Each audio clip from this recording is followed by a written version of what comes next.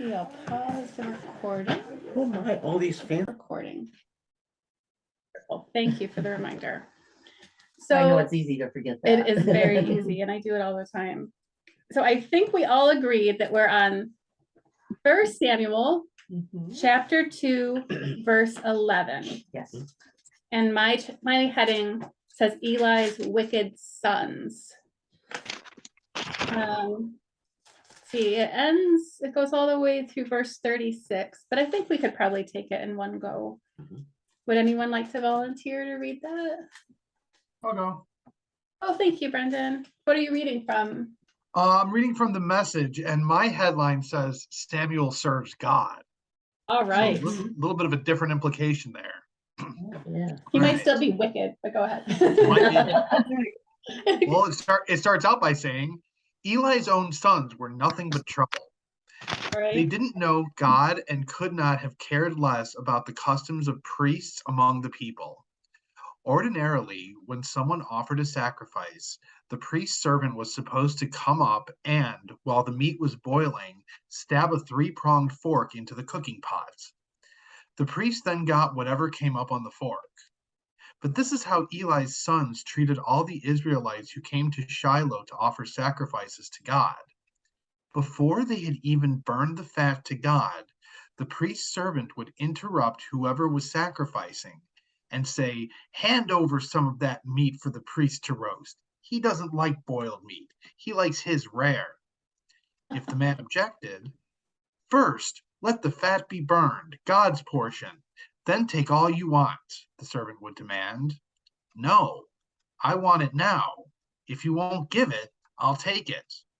It was a horrible sin that these young servants were committing, and right in the presence of God, desecrating the holy offerings to God.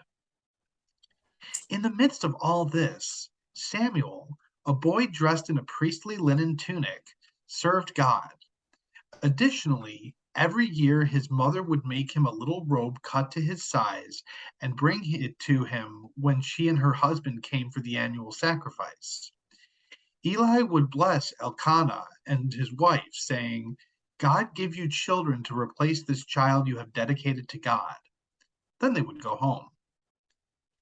God was most especially kind to Hannah. She had 3 more sons and 2 daughters. The boy Samuel stayed at the sanctuary and grew up with God. By this time, Eli was very old.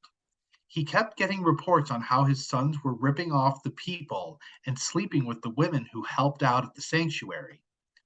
Eli called them out. "What's going on here? Why are you doing these things? I hear story after story of your corrupt and evil carrying on. Oh, my sons, this is not right.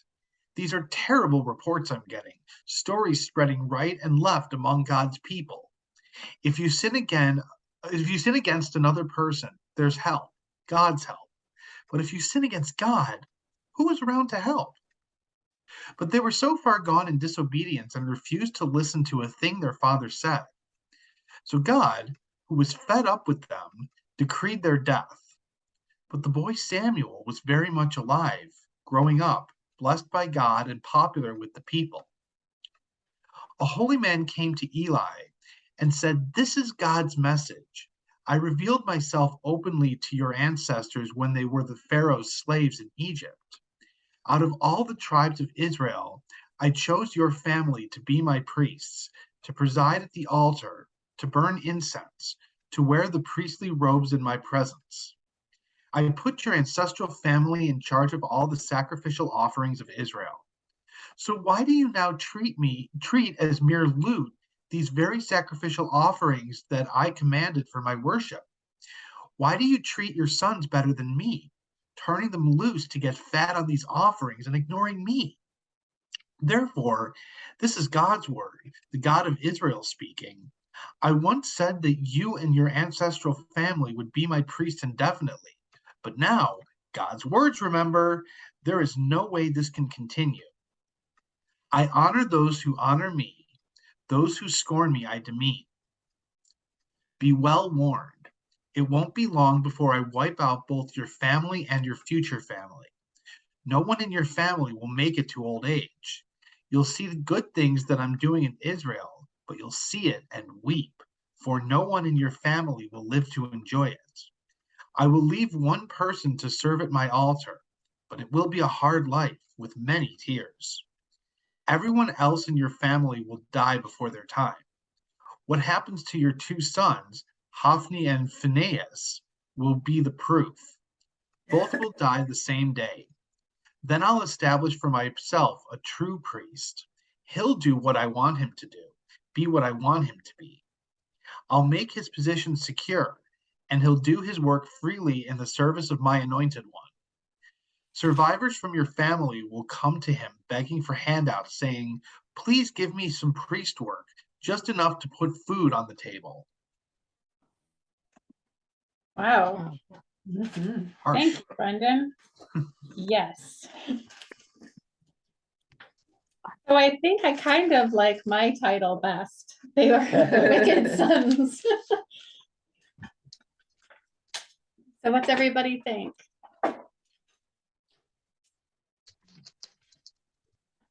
This I for see me is where somebody- sorry, go ahead, David. Brendan. No, Brendan, by all you- means, you first. I was just gonna say, I was just gonna say,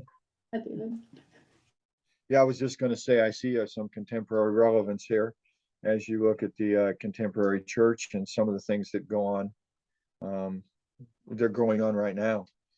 I don't know how many of you are aware, but in a lot of churches, Hillsong is one and some others, there's been some real scandals recently in terms of the way the leaders have been acting, the way they were treating people in their congregation, women especially, indulging in sexual sins.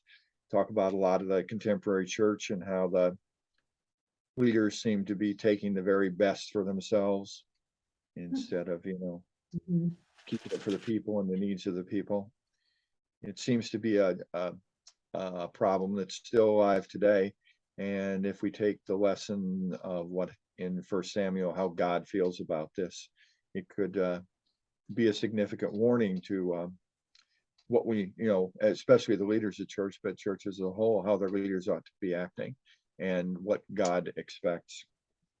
I mean, I don't know if anybody else is aware of some of that going on in the church, but it's very prominent in certain, in certain evangelical churches. And then, of course, there's the scandals in the Catholic Church and other churches as well in terms of sexually abusing kids. So it has a lot. I see this passage as having a lot of contemporary relevance.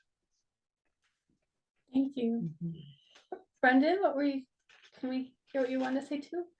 Yeah, more or less the same thing, actually. I was struck by the whole thing about the priests and the meat, because I mean that seems pretty obvious that they're not just talking about meat. And I was kind of thinking that it's like the Joel Osteen preaching. Like they're there to make money. And they're there to take the best from people and leave whatever's left over for everybody else. And For God. well, they yeah, exactly, for God. Name of God.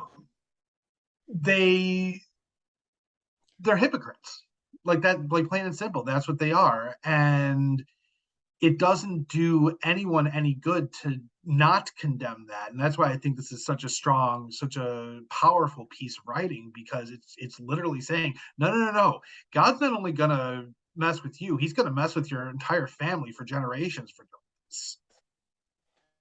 Sins of the father and all that. It just struck me in terms of the power that was presented, or the power that the priests have, which then I think further about anybody in authority and the power that they have to either do good with it or not do good with it. And it just struck home with me as we see not just what David's talking about in terms of the church, but just in terms of politics and all that stuff that's going on right now, the people in power and how they abuse that power and subject others to horrible things that they shouldn't be. So yeah, I think this is you know, not being very familiar with the Bible at all, but boy, this just spoke volumes to me in today in terms of this could be contemporary, a contemporary written piece. Mm. Could somebody remind me who Eli is? All I know about Eli is that he's the father of these two priests. But it talks a lot about Eli, but the very first mention of Eli simply says that he was the father of these two guys, Phineas and Hophni. Yeah, Eli Sanders. So he was not a priest himself. No, Well, he I- was the high priest. Yeah. He was a priest. Yeah, in chapter 1, that's who she leaves her baby with, is Eli, right? Yeah. Eli the priest, like Right. chapter 1:9. I thought, okay, Mm-hmm. 1:9. Okay. Yeah, it And says, himself mine for says now the Eli the priest. Oh, okay, all right, thank you. But I don't know about, I mean, I would assume, and David or some Old Testament person probably knows better than me, In terms of lineage. but I would assume there'd be a lineage back Yeah, that his father was probably a Mm. priest, and I don't know how that gets traced through necessarily. I was looking at my notes. I'm Well, these- assuming without, I'm just assuming without looking up that he was more or less the high priest. And, Okay. yeah, and it was his family that was, basically in charge of, the temple. David, what was the process of selecting the priests, and especially the high priest? It was, hereditary. Okay, I'm sorry, what did I missed? Hereditary. Oh, right. Hereditary. It came from the tribe of Levi, and certain ones of their descendants became priests. And it seems that this passage is giving some credence or whatever, some understanding that this particular branch of the high priesthood was going to be taken away because of the sins of so it kind of it might be in part also an explanation of why the priesthood, developed on from what it originally was just by this Why it particular. changed. Yeah, it changed to just the Levites being the priests and widened out some because of these sins, but it might be at least a theological explanation of why some of this occurred. okay. One question. If the sons would have straightened up and acted right, do you think they would have been spared? Because they were warned, they just didn't heed the warning.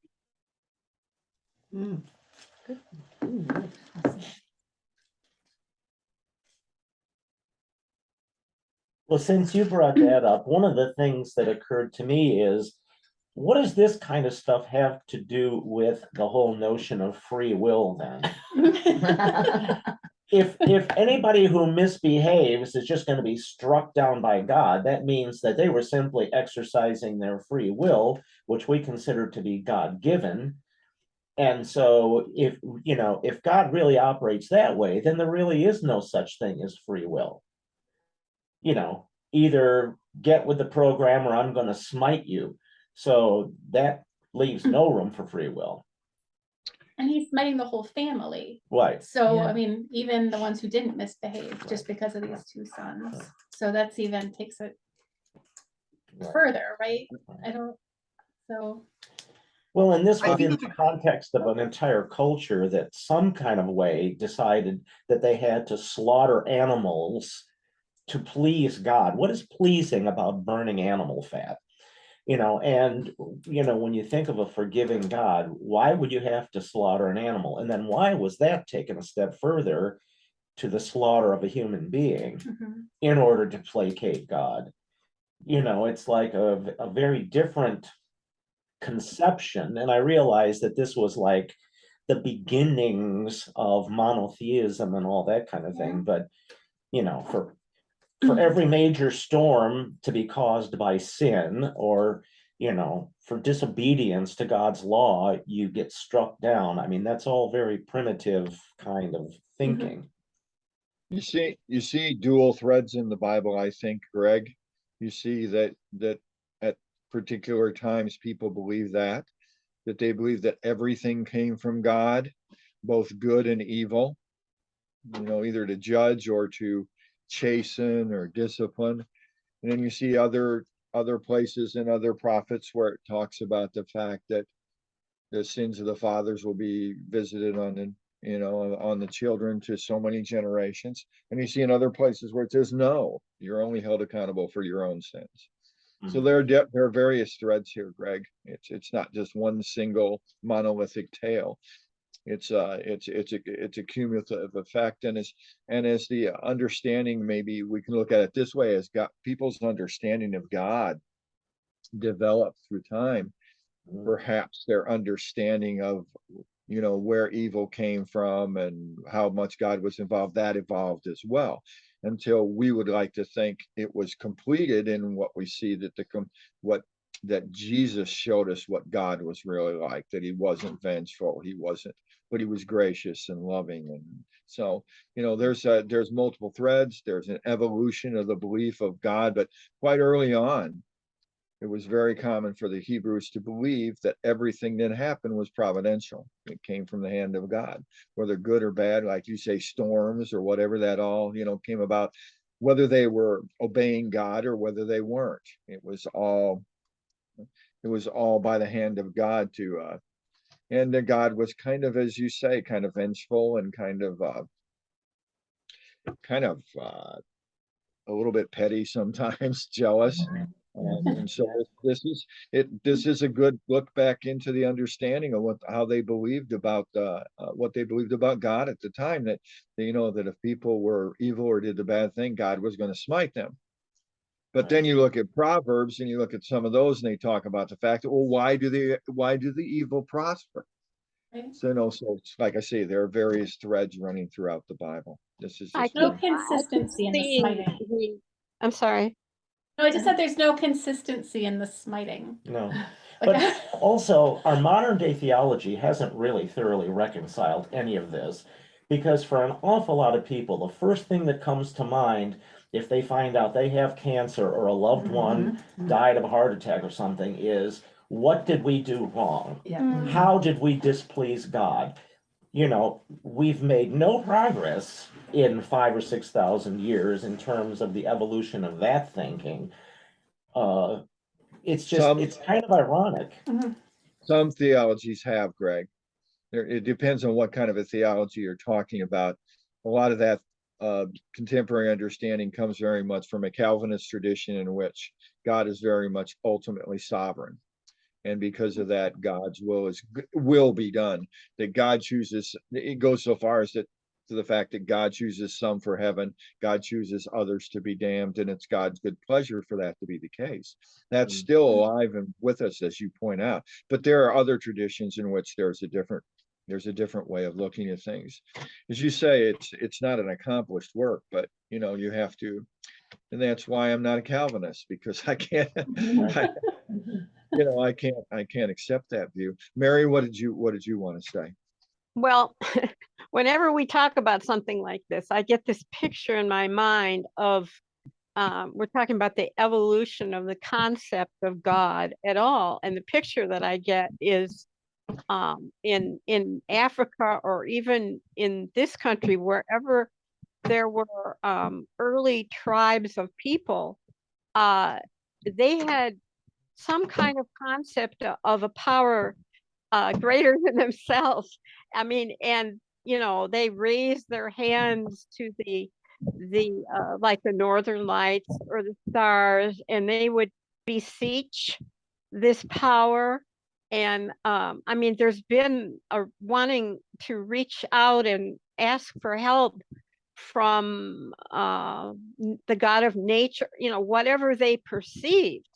And so this kind of thinking has gone, I mean, outside of before knowing about Jesus, way, way back, people have sought help from what they perceived to be the deity. So this to me is part of the history of developing that goes before the concept of Christianity at all. Every time we talk about this, I see these primitive people raising their hands to the sky and seeking or asking for having to even punish themselves because, say, there was a really bad storm that destroyed part of their living, and it goes back a really long time, and I see the primitive connection here when you're hearing things like this in Hebrews. It's just interesting to me. You're absolutely right. This is something that they're getting from their culture. It's very much the cultural understanding. In fact, where we see the concept of Hannah giving Samuel to the temple, that was practiced in a lot of cultures where people would give their children to their gods, but very often they did it by sacrificing their kids. They would actually, certain gods, they would Moloch and some others, they would give their children to them by sacrificing them, because they believed that the greater the sacrifice, the greater the forgiveness they're going to get. But in that world, there wasn't a lot of understanding of benevolent, gracious, merciful gods. But like you say, they saw things happen and they said it must be the gods, and these gods were angry and capricious, and they had to be appeased. And if something bad happened, then they had to appease them. I'm sorry. No, I was just going to say that in the Native American, the history of Native Americans, some were very fierce and violent and decided that, killed each other, the tribes and that. But there is also a strain of Native American thinking that goes back to connecting the gods of nature, in a more in a less violent way. That strain was there in Native American thinking. Mother Earth and the Great Spirit, Father Sky. Yeah. Yeah, I was thinking about what you were saying, Mary, but I was thinking that you have to remember the Bible is the history of the Jewish people. Yes. And the Jewish people were not the only people out there. There were lots of other tribes, lots of other people. And just like you said, they had their own gods. They had their own way of looking at God. And the more and more I read the Bible, the more and more I see almost a very shallow, pointed direction that the Bible did, but some of the others, as you said, Mother Sky, whatever you said. Father Sky, Mother Earth. Right. And to me, I think, that takes more involved than just what the Bible is. The Bible is very interesting. It has a lot of, stuff in it that we as Christians go back to as Christianity, but there's so much more out there. There's creation that God made that we have to look at as, we just finished, Dave and I have been reading another book, and one of the chapters we mentioned at a book study last night was the idea of the wilderness, of being out in the wild and just, getting away from people and just going out there and meditating and listening and to what God's saying to nature, through nature. And I sometimes, the idea is, do you listen to that, or do you listen to your pastor or whatever, which way do you go, or how do you feel about those things? And I understand when I think, Greg, I understand where you're questioning the free will, our free will, and we all have free will. And I'm just thinking more and more in my own brain that our free will is,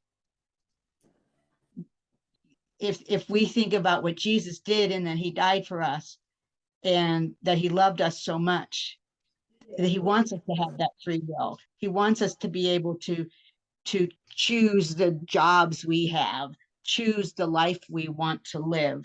We have those opportunities, but God's still there to reach out to us. no matter which direction we take. Mhm. Well, isn't it interesting that through history, I mean, other cultures and everything, there's been this sense among long ago native people that there was something beyond themselves that they wanted to to appeal to in whatever way they did.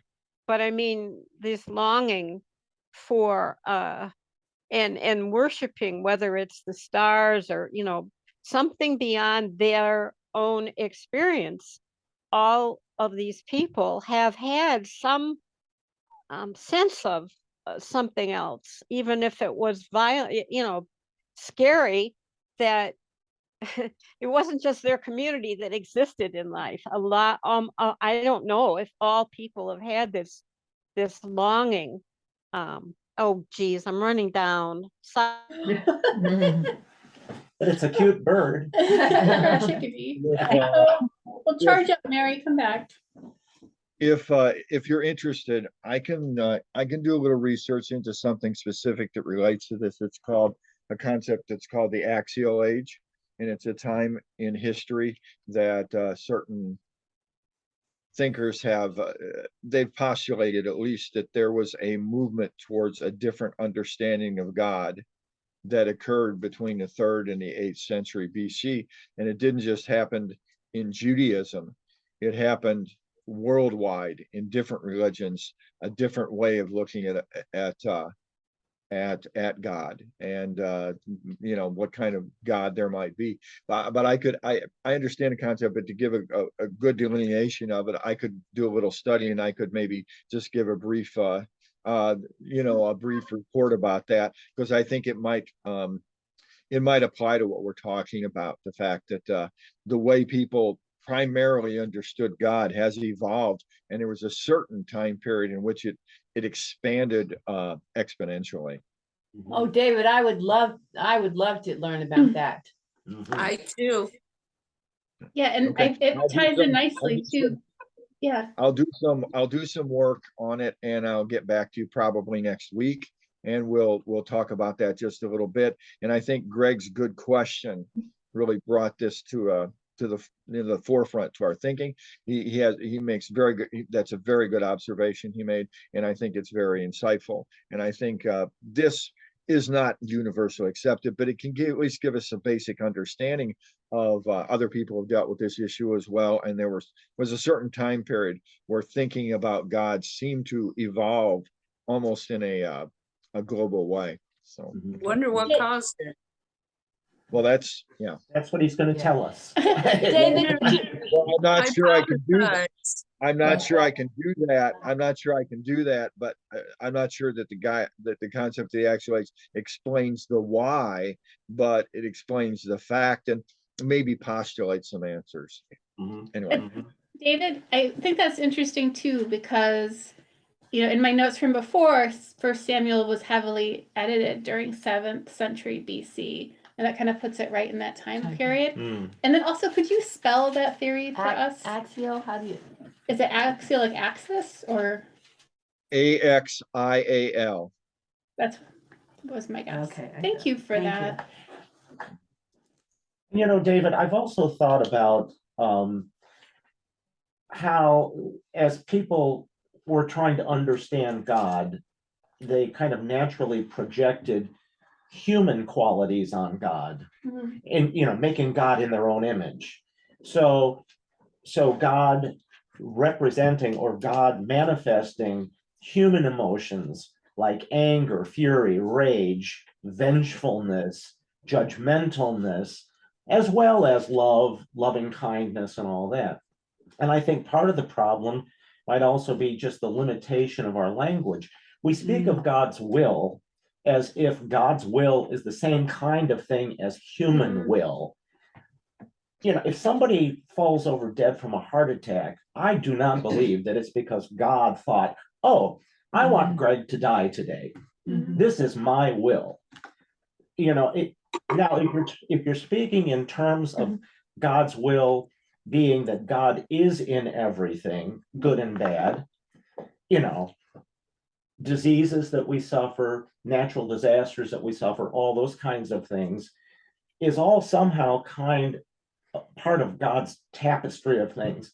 But I find it very difficult to accept the notion that God wanted to kill thousands of people in New Orleans during Hurricane Katrina, even though, going back to the notion that we still say those kinds of things today. Yeah. How many people on the national level were saying the people of New Orleans are paying for their sins, for their sinful way of life? It's just like a bunch of cavemen talking. So it's kind of, I think, a misunderstanding of what the notion of God's will actually means. I agree, Greg. As Richard Rohr puts it, your image of God, your understanding of God forms you. And there are different theologies. We talked about Calvinist theology, and they believe in a very sovereign view of God. There are other theologies like process theology, open theology, that view God differently, that give more room for human freedom, the free will, as we put it. Some types of theologies try to kind of straddle the middle and have it both ways. But yes, you're absolutely right. Your view, and I think what this all comes down to for many cultures, is how you see God, what you believe him to be, is very often a projection of human emotions, things like that, and it really forms or gives you permission to behave in certain ways. Because so that's a really significant, that's a good insight. I agree. And if you want to research that a little bit, that's not the only way to look at God. There are other ways. There's, like I say, process theology, there's open theology, there's there's theologies that are a mixture. Some of them believe that God's either self-limits, or some people believe that the way God created the universe, there are limits built in. A lot of it comes down to the fact of how you want to view God, what his primary characteristic is. Is it sovereignty, the ability to do whatever he wants? Or is it love? Is God's primary characteristic, is it love? And he wants to act benevolently and lovingly to us. So it's very complex. There's a lot of issues at play here. And like you say, Greg, a lot of it is anthropomorphizing God, which means making him like man, putting our own motions, and that is a way of justifying what we do, because we've seen classes in the Old Testament. They were trying to explain the world around them. They didn't understand. They didn't have the scientific understanding we did, and so they placed all these emotions, these reactions, these motives on God. And maybe it was just primitive understanding that hopefully we're evolving away from. So yeah. So evolution is difficult for an impatient person like myself. It takes so long. Well, and go ahead, David. When it comes to theological evolution too, it's very often one step or three steps forward, two steps back. Whereas, God reveals himself in certain ways in the Bible, as gracious, loving, merciful, and then people come along and they try to explain that away. In order to justify themselves, in order to have an understanding of more comports with their reality and the way they want God to be. So it is a very, very slow progression. I think we have evolved from the time, that we still don't, it's not culturally acceptable to sacrifice your kids in the arms of Moloch, to put him in the burning hands of him, So we have progressed, but like you say, progress is very slow, and it proceeds in starts and jerks and backwards and forward, I think. And I was just thinking that I think the lack of progress is useful for some people. The people saying that New Orleans was paying for their sins might not even believe that, but it's useful for them. Well, and I saw an interesting, to make people upset that way. I saw an interesting comment several times now on Facebook that isn't it interesting that nobody is saying that about people in Florida? Just because of DeSantis protects them. Well, Sorry. Shouldn't say it's that. also, well, but you know, the fact is New Orleans was something like 80% African American. And here you got a bunch of retired old white people in Florida. I mean, I realize that's an overgeneralization, Yeah. but you know, it's very different. And the response in Florida has been very different than what happened in Puerto Rico Oh, for sure. 4 or 5 years ago. Yeah. You know, Puerto Rico was abandoned and neglected Yeah. because the people in power didn't really care about Yeah. those people. Yeah. Yeah. Yes. Sure. And we're making those observations, which is maybe something we wouldn't even have Well, I hope the people noticed. of Florida are making these observations So too. and do the right thing in November. Yeah. Yes. As long as they don't get off to Martha's Vineyard. Well, that's been pointed out also time and again on Facebook, is the $12 million that DeSantis spent sending those migrants away could have been put to good use helping people in this crisis. Yeah. And, you know, I hope the people of Florida remember that also. A political stunt, and, you know, they're paying the price for that now. Unfortunately, people's memories are very short. Yeah. It's very easy to develop a kind of theology, and it's easy to do it biblically, of the concept of chosen people and justify the fact that, you know, we're chosen. We're the benefits of God's grace and mercy. Other people, because of who they are, because of what they believe, because of what they do, God's justice is being enacted upon them. That's a very easy thing to do when you take a look at certain parts of the Bible instead of the Bible as an overall whole. And yeah, I think that's very, and it's not, the politicians do it, but the politicians, there are religious figures and leaders, movements that are working in service of these politicians because their primary, you know, their churches are primarily of a certain ethnic and sociological and economic class. And so it puts butts in seats and raises money if you tell people they're the chosen ones and that they're being blessed while other people are being, the judgment is being enacted on them. I It's was all very thinking, tribal, isn't it? Yes. It's just very tribal. Mhm. We're seeing tribalism in this day and age that hasn't been evident for as long as I've been alive. It wasn't permissible to express it publicly before. For a while, it had to be hidden. But due to certain political forces that came into power, they gave them permission to have all these things that were hidden, and they kept to themselves. They've been given permission to express this now. well, I At was least I thinking believe. about, I'm sorry. I was thinking about Ukraine too.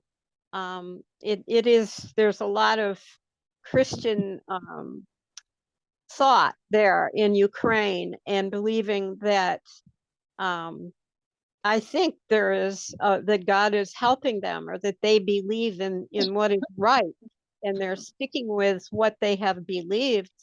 And I mean, this is very simplistic, but it seems like their beliefs and their actions are being rewarded against an evil force. And I'm just thinking that, you know, it reminded me of like Moses and, you know, the persecutions in that the early that you know, that they were experiencing. I mean, I've thought about this before, that here's Ukraine, in the people of Ukraine expressing something differently than the horrible viewpoint of Putin. And I mean, there's some parallels there, and maybe, you know, maybe we're not past that of punishment, of bad things happening in the world, and I mean, it's too simplistic, but I just keep thinking about it anyway. And at the same time, the prelate of the Russian Orthodox Church, the head of their church, is using his power to support what Russia is doing. Mhm. So religion is being used by Putin, or in partnership with Putin, to justify what Russia is doing. Yeah. So behind part of the struggle in Ukraine, there is a religious component as well. That there's two basic components to the Orthodox Church. One is under the prelate of the Russian, well, there's a Ukrainian prelate, and so there's church jealousy and church friction going on in this situation as well. Who's going to be in charge of the Orthodox Church as a whole? Who's going to be the leading authority? Shouldn't that be Christ? One would think, but when you start anytime you have a human organization, they start to build hierarchy and authority and flow charts, who you report to. Yeah. And pardon me if I'm being redundant, because I had to leave the room for a moment, but the fact that the patriarch of the Russian Orthodox Church is backing Putin in this and giving credence to it, his religious blessing, so to speak, and I'm sure that sways the minds of Russian people who are faithful Orthodox Christians. Right. I mean, that's not any different than I think it was, I can't remember which pope it was, but the idea of a just war in Catholicism. It's the same thing. Maybe on a different side, because because the Pope lives in a Western country that has now been taken over by fascists. But I think that whole just war thing is a little bit, the same idea. Yes. Yes.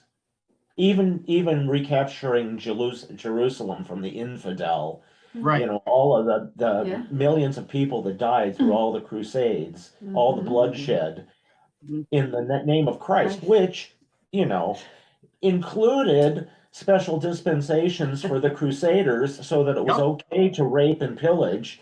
Rape was not going to be a sin because of who they were raping, and this and this and this.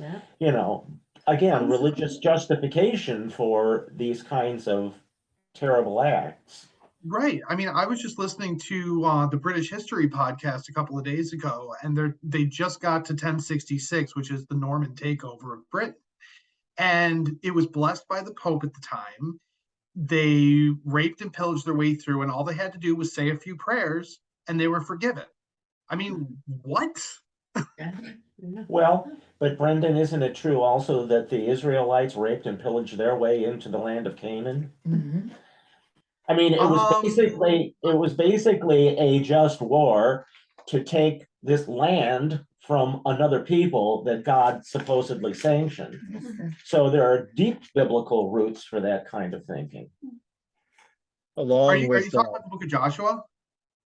What is that? Are you talking about the book of Joshua? I don't know what book I'm talking about. I can't quote chapter and verse. I'm just talking about the notion that somehow God said, go into this country and take it away from the people who are already there. And that included murderous warfare, rape and pillage. And that was all justified because they were God's chosen people, and God told them that was okay. And this was for 40 years they were entitled. This was made clear by Pope Nicholas V in 1452, who instituted some things that became known as the Doctrine of Discovery. And it wasn't just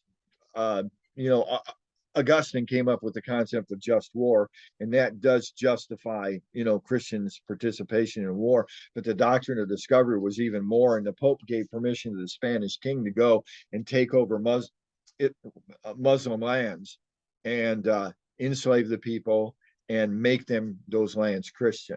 That was he was given the okay for in order to do that. That came from a pope, and that even is enshrined in American law. In fact, the Doctrine of Discovery is part of what the Supreme Court has used in several rulings having to do with indigenous peoples. So you're right. It does have religious origins that have political consequences. It gives justification for this kind of behavior, to go and rape and pillage, and you're absolutely right. That's exactly. I don't remember the exact references either, but various times the Bible says that God gave them instructions that they were to kill every man, woman, child, living thing, not trees or things that grew out of the ground, but everything, every living thing was to be destroyed. Other times, under various other circumstances, then certain people were to be killed, men of military age. Other things could be saved, like women could be taken and used for slavery or concubines, but the men were killed. But in certain instances, the Bible says that God instructed them to kill them all: men, women, children, animals, everything. Wipe them off. This is just an extension. Yeah. I'm But just saying, isn't it sort of makes Eli's sons not sound so bad. They were just mischief makers. I mean, they were taking the meat out at the wrong time. Right. But they're the ones who got smoked in, Yeah. right? Mhm. And it was And- because of them, the whole line gets wiped out. Yeah. So Well, how is it that, I mean, this is a really, if you look at the history of religions, I mean, there are some who would say, okay, see, that's a projection of human need out there. That's what they believed because it was coming out of their own experience. And so religion is a projection of what people need. My daughter has a friend who does not believe in God. She's a child of of a priest, but I mean, she's very intelligent, and she's looking, where is the proof that any of these religions are, even Christianity, that's where we are. I mean, this is a weird question because I much believe in God, but I mean, through history, have people projected their own struggles and stuff and then included their perception of God in making it all okay? Mhm. Mhm. Yep. The one thing I was thinking about all of this, there is one bright light in the whole thing, and that's Samuel. It all, Yeah. they keep going from the negative about what's going on with Eli's family, and then it bounces to a few verses about Samuel, and then back to the negative, and then to the bright light of Samuel again. It's just like he's the bright light. I had a question, and I don't know. Was he a Levite? Were prophets Levites, or were they just chosen by God for special purpose? Oh, I had a footnote. It said,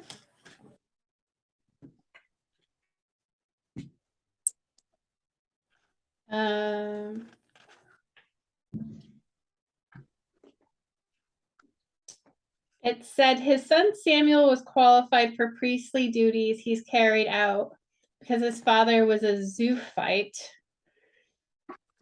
And it says he had a Levitical genealogy. So I think that would be yes. And like, in case someone understands that footnote better than I do. Mhm. Well, that's it, but not all the prophets were in the Levitical, line, and this shows a shift between the time of the high priest and into a more prophetic tradition, where in a lot of cases the prophets were taking over and becoming God's word, because the priesthood had become corrupt. This isn't the only priests that are talked about in the Bible that are corrupt. There are several instances where they talk about things that the priests were doing in the temple, and so yeah. And that's part of what's behind this, maybe, is the fact that there was kind of a shift in emphasis from Eli's family to Samuel, and he wasn't part of Eli's family. So there was a disruption there, and it went a different direction. And Samuel more acted in the role of a prophet than he did in the role of a high priest. Mhm.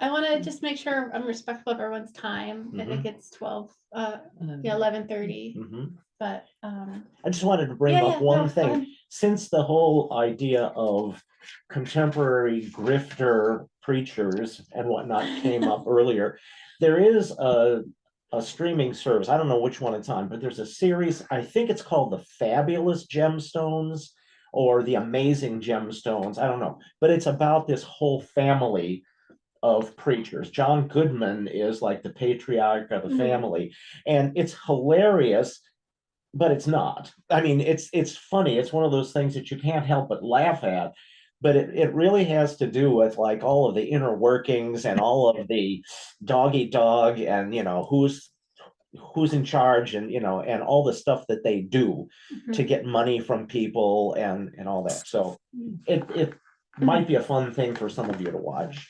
I think of him in Oh Brother, Where Art Thou, where he was the Bible salesman with this patch. Do you remember him?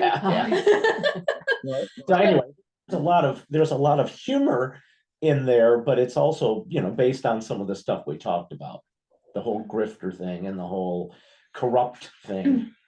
Yeah, So okay, that hasn't changed I took in us- thousands of years, No. right? I just took us 2 minutes beyond. No, our you're deadline. I'm not in a hurry. It's gonna be Brandon had to leave. Okay. But anything else? No. All right, well, I will tell Greg we got through half of one chapter. And we'll see, I think, next week. Next week. Okay. Okay. All right, Good. and David, thank you for us. Yes, I'm thank you, excited David. about it. Look Thank forward you. to hearing about it. Okay. Yes. All right. See y'all in church. Bye. Thank you. What an interesting discussion. Yeah, it was great. Greg will be back for this weekend. Yes. Yes. Okay, good. Good, good. Oh. All right, I have to end it for all. Bye.